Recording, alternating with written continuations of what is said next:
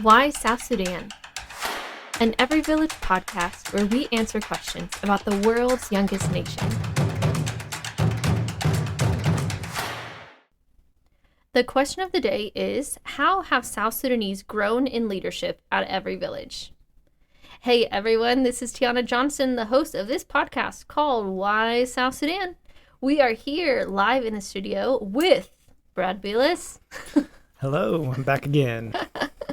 It has been several episodes. It has been actually a lot of episodes since you've been here, so it's good to have you back in the hot seat. Yeah, I'm not sure if I still hold the record for the longest podcast. I think you might. Oh, good. All right, so today's question is going to be a goodie. I'm kind of excited to get into dialogue to kind of hear your thoughts on it and, yeah, just to hear your perspective. So you've been with Every Village for 11? 10. Almost. I think. Yeah. Okay, so you're going on 11 years. So you have you've seen, staff come, go, but also grow. And that's something that I'm so proud of, seeing that Every Village supports and encourages. So I'd love for us to highlight some of our staff, but also we can kind of talk, I don't know, let's just have fun with it. We can talk about South Sudanese culture and just anything. Yeah, so let's do it. Take it away. Well, good. Yeah.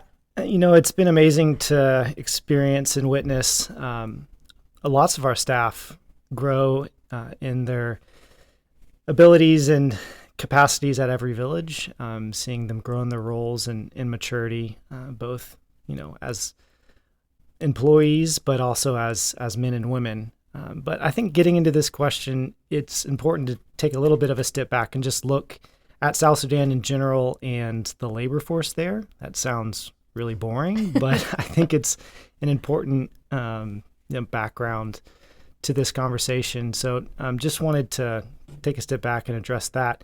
And, South Sudan, as the youngest nation, it has a very young workforce, and a lot of people who we're interacting with have a middle school or high school level of education.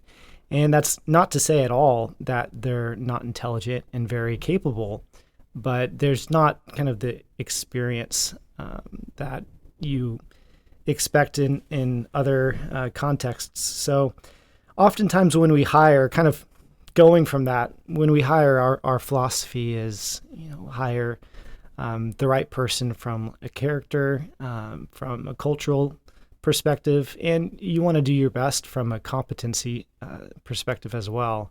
But the expectation is often that you're going to hire the person and you're going to be developing them as they're with you, kind of on the job development. And so that's kind of the context and where we start with a lot of our employees. They're not coming from previous job experiences or backgrounds. They're oftentimes just jumping in with us, and we're excited to develop them as best we can in terms of their capacities with Every Village. Okay, so I do have two questions, because I think it'd be good just for even the listeners to hear, but is knowing English required? Mm-hmm. Yeah, there are certain requirements that our staff need on day one to do their job. So different areas require different things, but for most of our program staff, it is required that they be able to communicate both orally and written English, communicate over email, some computer literacy. And then there's other positions where English is not a requirement with our guards or our cooks, and oftentimes they'll know some levels of English. So in South Sudan, if you are educated, the language that the schools are taught in is English. So if someone's had up to middle school or definitely high school level education, then they'll be pretty proficient in speaking English at least.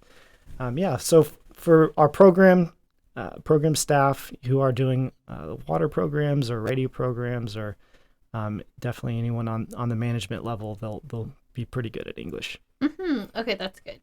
I thought that was that's a good question to dive into. Yeah. So what are job opportunities for the South Sudanese?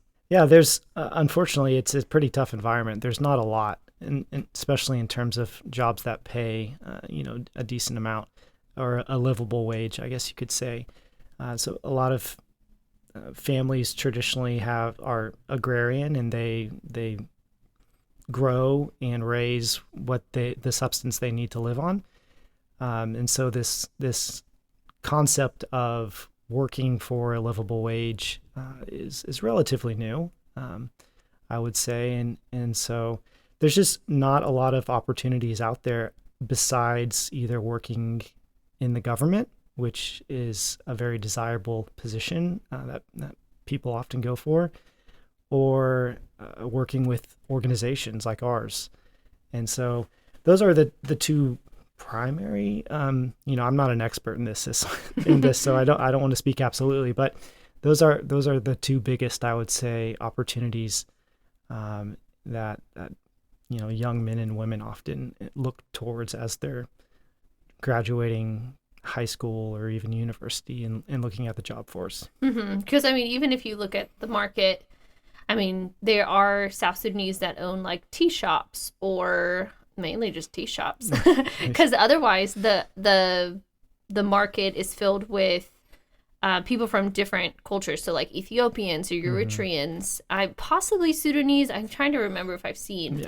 East Africans. Yeah, so people that can come down from a wheel, or not a wheel, from Sudan, but through a wheel and down, and then they will sell like clothes, or they'll sell mats, like kind of bigger items, or even food in the market. But the locals, they might sell what they have in their garden. But other than that, selling their goods, for men or young men in particular, they'll often make like charcoal in the bush, and they'll go and sell that, and that'll be a small income. And different tribes and cultures within South Sudan are better at kind of have more entrepreneurial minds than others. So you can see that kind of differ between the different tribes within South Sudan. But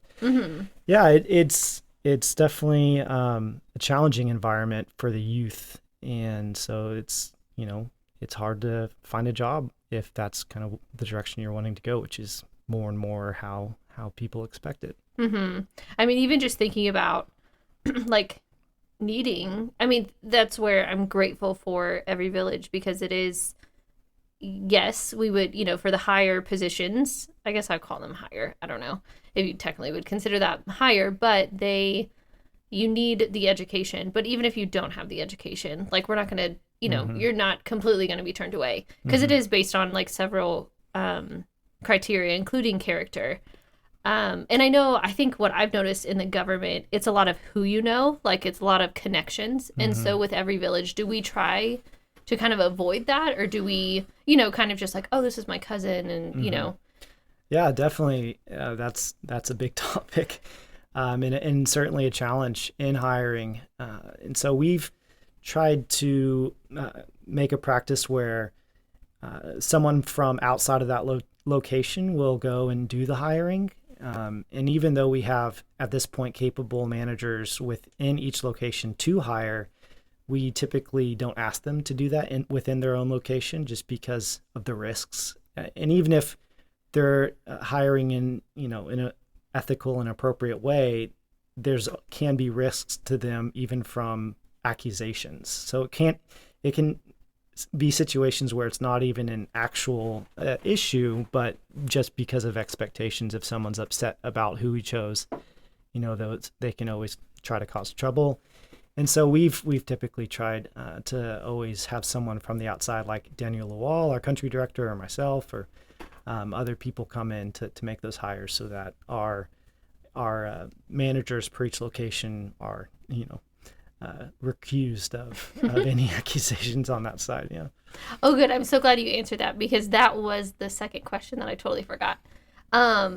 Was like, who does the hiring? Is it the South Sudanese, or is it ultimately us? Or because it's like, how do we really judge their character, and all of that? But you highlighted Daniel Lawal really steps in. Yeah, it's not easy, and we do really rely on kind of the judgment of our local management in that area, even though ultimately the decision would come to Daniel or myself if I'm there.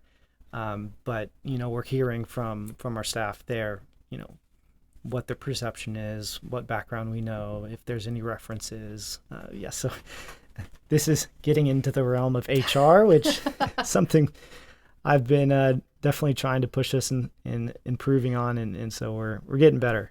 Yeah, we're on the right track. That's good. Yeah. Well, I'm glad that we started out the question with all of this, because I do feel like it just sets it up very well, of explaining, some key staff members that we've had that truly has grown in leadership, but also to see the model of like what every village does. So it's really good. Yeah. I think that's definitely the background, the framework, the context of where we're at. And so I think we can highlight a few of our staff, that we've seen really grown, and how those examples really show, the direction that every village is going in terms of becoming a South Sudanese led organization. Mm-hmm. Yeah, absolutely. Do you want to dive in? Sure. All right.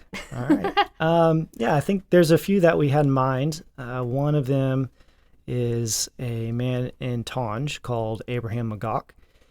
And he started out as, is a common story for a lot of our staff, even in management at this point. He started out as a guard.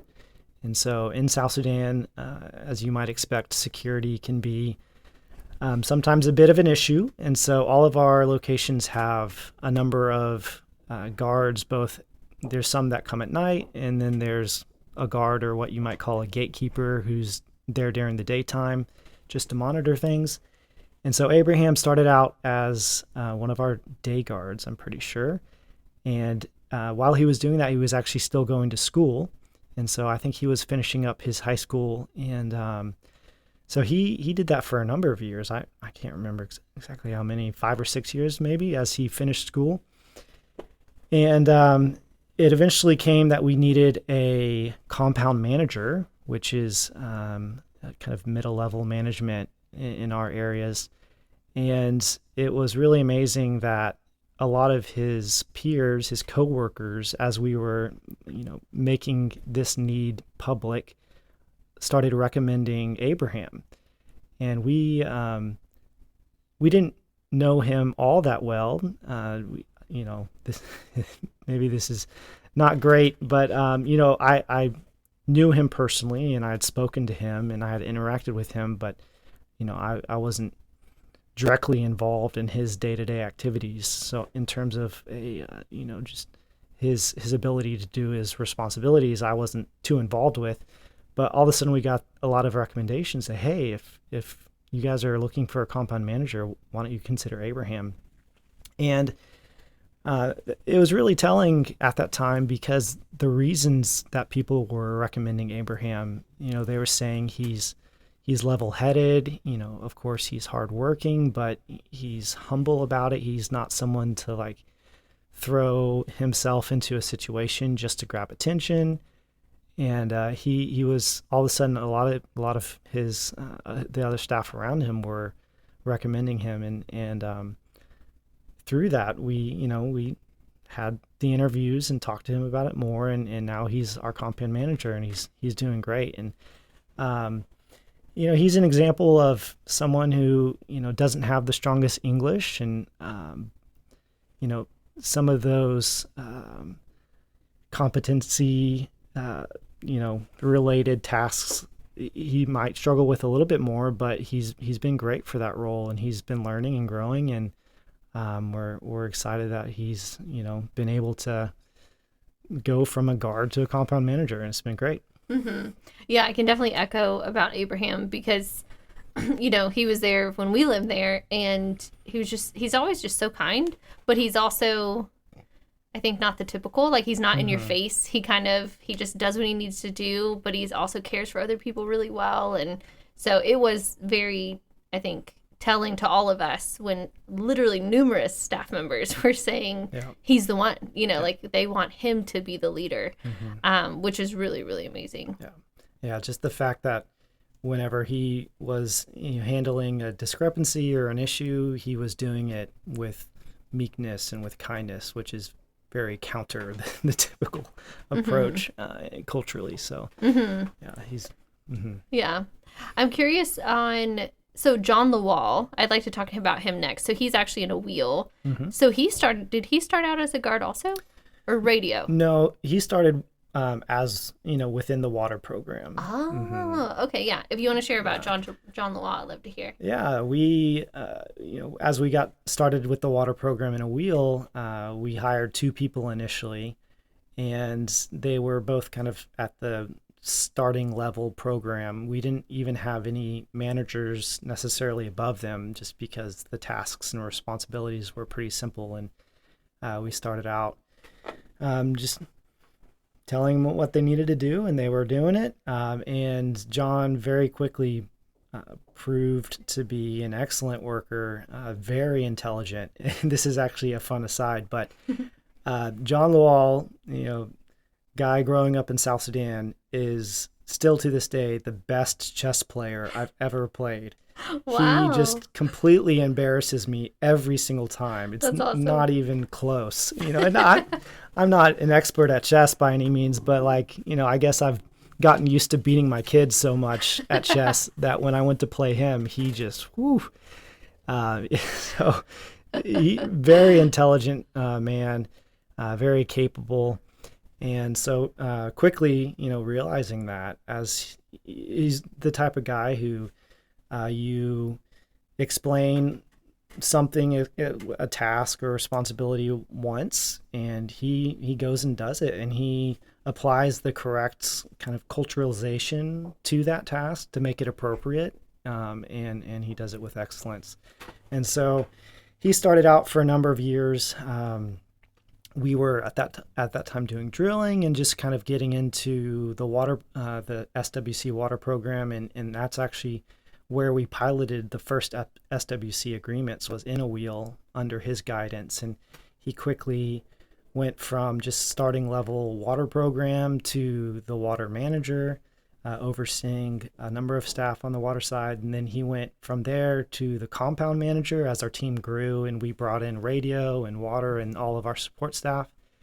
And from there, actually, he's just this next month, he's switching to be a new position called the water specialist, where we want to see him, as he's done such an amazing job with the water program in a wheel. We want to see that influence grow over our other locations as well. So he's going to be kind of the specialist leading the strategy and the organization of our water programs throughout all of our locations. Oh, wow. I mean, that's incredible. So, especially with John, so his emails are, I mean, I feel like I'm literally emailing an American. And he's very efficient. I mean, it might be very late in South Sudan, but this man is responding to an email. Yeah. There's been a couple conversations with him. It's like, okay, John, we're getting this email that's during our workday, but it's like 2:30 in South Sudan at 2:30 a.m. It's like, you can not respond to these. You don't have to be working at those crazy times. But yeah, I think he really enjoys it, and he does an amazing job. Yeah, he's an amazing leader. So as a water specialist, will he be traveling around to each location? Yeah, so he's created a really great, not just efficient program in a wheel, but I think the culture, they really get it, and they his ability to interact with government officials who don't get what we're doing, and he explains that, and so he's going to be kind of going to help replicate that healthy culture and the excellence and efficiency that he's created in a wheel to our other locations. Mm-hmm. Oh, absolutely. Okay, so next, let's hop over to Mabolo and talk about Simon Dalmanzo. Mm-hmm. So, fun fact, Dalmanzo actually means beans. So it translates to beans, which he actually does not like eating. So yeah, he does. That's even funnier. He doesn't appreciate his given name, I guess. But yeah, we'd love to hear a little bit about Simon. Yeah. I'm not too familiar with all the details of his background, but I know he was helping Every Village back away even before, my time, before 2013, kind of on an unofficial or voluntary basis. And just like John Lawal, he was someone who, demonstrated a really capable and the ability to help in a meaningful way as we were even just forming our work there, our compound there. He quickly demonstrated his abilities as a leader. And one thing about Domenzo is he can be very direct, which is in a good way, but in a challenging way too. And that's something I really appreciate. If he sees a issue with either the work that someone else is doing, or the way that we're going about a program, is he's going to be very forthright in communicating that, which I think is great, and I think has really helped grow Mavolo into what it is today.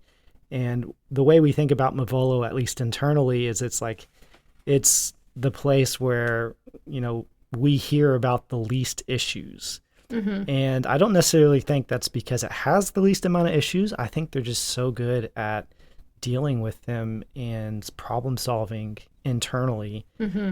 And I think a lot of that is because of Domenzo. So he's one who, just like John, started out kind of on program level and continued up to compound manager and did a really great job handling our finances and bookkeeping there.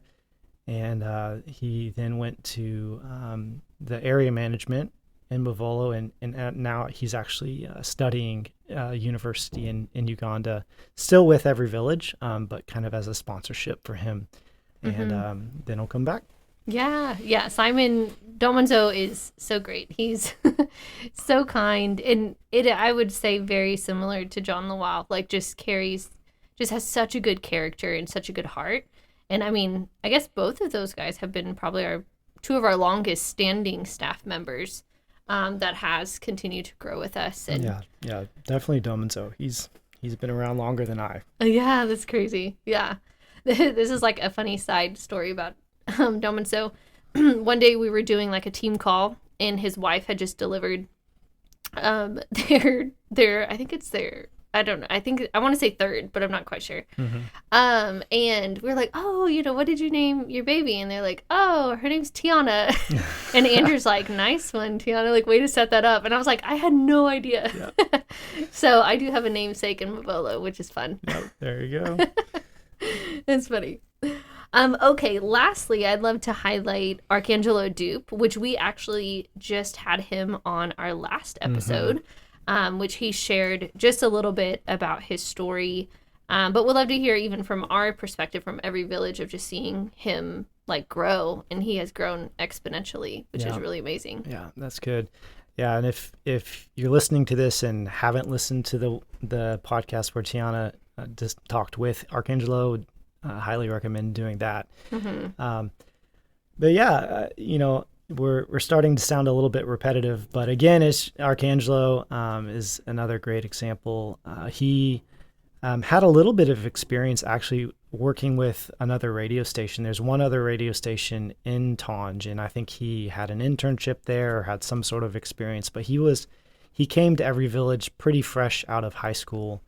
Young, newly married, young family, and had a lot of eagerness to jump into kind of a career in radio. And he's one who's really grown a lot in his maturity. So I think that's probably what I would want to highlight with Arcangelo. He has a lot of great ideas. He's creative. And he's always forward thinking. He's challenging myself and Daniel with this constant bombardment of ideas of things he wants to do, or to improve the radio in Tonj and in all of our areas. And so we're kind of like, oh, okay, it's a lot to handle sometimes. But he's just a really creative guy, thinking ahead, thinking about ways to grow. But what's been amazing to watch with Arcangelo is his growth spiritually, coming from a very superficial relationship with Christ. And he's another one who we were actually able to send to Uganda for university. He went to a Bible college there, and it was, I think, transformational for him. Mm-hmm. Really growing, mature as a believer, mature as a husband, and mature within every village as what he came to be the station manager in Tonj, and then he jumped from there to area management. And this current year, he actually was our first specialist on the radio side. So he, like John, is really influential in the strategy and the working in excellence across all of our radio stations. Oh, that's so good.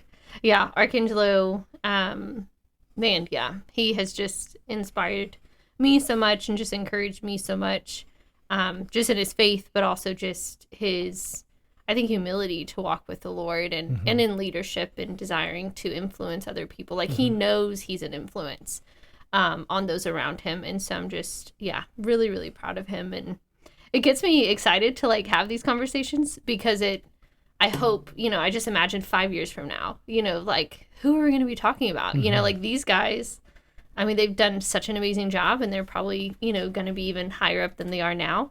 But like who do we currently have that's going to be stepping up in their roles? So that's really cool. Yeah, I think that's a great place to leave it is, as every village we have the desire and are now seeing it really come into fruition, this concept of being South Sudanese led. And, that was an amazing concept that Andrew really wanted to push when he first came as the executive director, and we've seen it, we're experiencing it. And so, I know a lot of people won't be able to go to South Sudan and meet these men and our women on staff. But these are just a few examples of how every village has become South Sudanese led. We're having our staff, as they've started as guards or as kind of entry level program staff, and there's been a number that have really proven their capability, their maturity, and they've grown, and now they have a big voice in leading the organization, and that's been amazing. Just we're no longer relying on myself or other Americans, expats going and living there, and the reason is because we have South Sudanese who are great at their job and they're doing an amazing job. They're doing amazing work. And that's a joy to see for sure. Oh, it's so good. Well, thanks so much for coming on. And I would love to encourage any of our listeners to check out our website at www.everyvillage.org.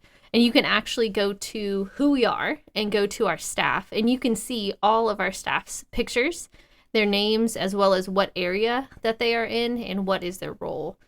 So you can look at Abraham Agok and John Lawal and Simon Domonzo and Archangelo Dupe and see exactly who we're talking about, who are dear friends of ours that we just really care and support so much. So thanks so much, Brad. Oh, you did a great job. Oh, appreciate it.